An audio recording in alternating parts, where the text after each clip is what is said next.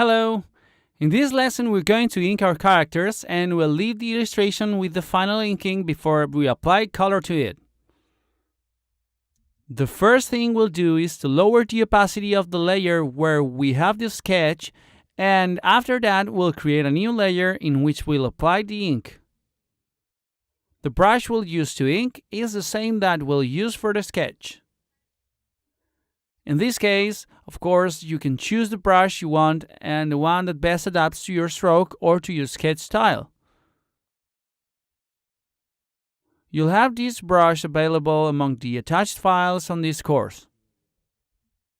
Good. When I start inking, what I usually do is contouring all the outer line of our illustration. This is a different inking way. There are many ways to ink. I'll explain how some of them work, but first I'll explain the one I use. It consists in making some kind of clipping or outer border thicker than the inner ones, like this, generating an illusion as if it was a sticker. There are many ways to apply the different thickness when inking. For example, one of the ways is to use the thicker lines in the outward strokes and use thinner lines in the inward strokes. Another way to ink is making the general shapes thicker than the others, and that's what I'll do. There are other artists that apply a thicker stroke in the shadow parts than in the light parts. This depends on your taste. Try inking with several techniques so you can find the style that best adapts to your drawing style. You can use a small sketch you have from your drawings and ink it 3 or 4 different ways and see which one you like the most. Look for references of other artists that inspire you in order for you to do this work. Good! Once we have all the outer border inked, I'll start inking the inner parts.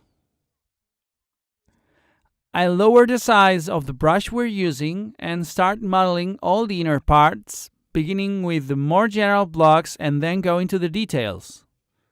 The most general blocks, I'll make them thicker than the inner details.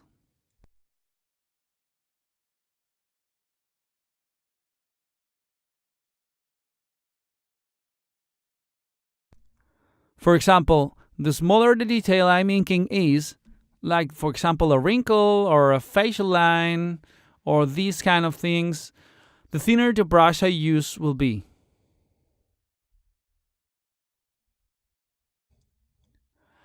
Another thing we must consider when inking is that we're sometimes applying textures. That is, sometimes we're drawing hair, sometimes wool, sometimes leather, etc.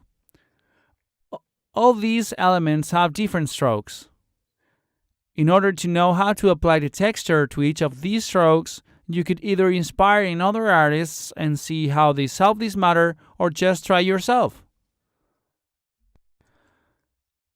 Observe reality and check what shapes are smoother or have thinner lines and which shapes look thicker. All these can help you. Curved and straight strokes can also help you in this matter.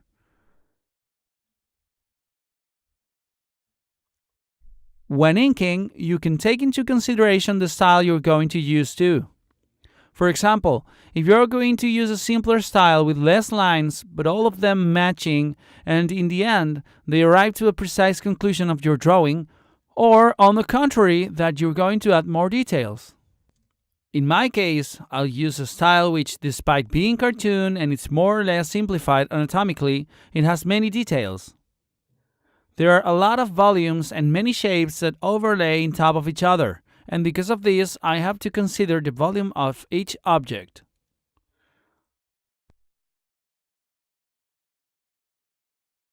I fast-forwarded quite some time the illustration, so you don't get bored watching the process. The inking process is always the same. Once you have a base drawing, the only thing you have to do is carefully ink each and every one of those lines.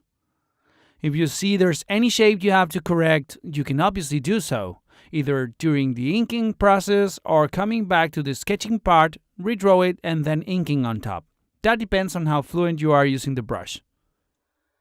As a tip, if you like to do the inking process through the traditional means, that is, with a pen or a technical pen or a brush using ink, I recommend you to use a backlight. Besides a backlight, you could also use making the drawing in a blue or red ink using black and scan it.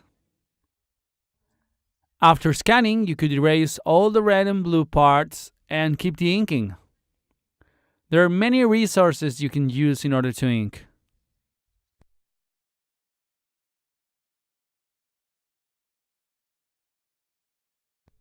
Wonderful! Once we've finished inking our drawing, in the next lesson we're going to apply the color. We'll apply the color in a flat way and using simple shadows.